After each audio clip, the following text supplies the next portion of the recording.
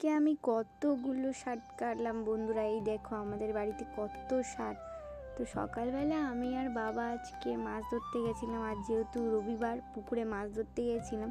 এদিকে পুকুরের মাছগুলো ভাসছে পাশে, এদিকে একটাও চার খাচ্ছে না। মা বললো ঠিক আছে ছাড়ো, আজকের আর মাছ রান্না হবে না, মাংস নিয়ে এসো। এই দাদা গিয়ে মাংস এনেছিল, মা সেটা ভালো করে রান্না করছিল।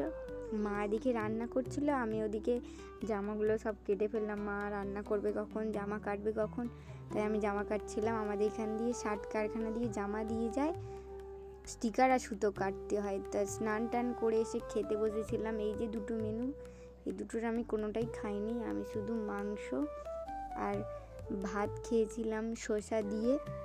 তো বন্ধুরা, আজকে রবিবারের দুপুরে তোমরা কে কী দিয়ে খেলে অবশ্যই কমেন্টে জানাবে। আর সবে স্নান করে উঠেছিলাম, তো আজকে যেহেতু রবিবার তাই শ্যাম্পু মেখেছিলাম, তাই মাথার চুলগুলো পুরোই ভিজে। বন্ধুরা কেউ কিছু মনে করবেন না। টাটা।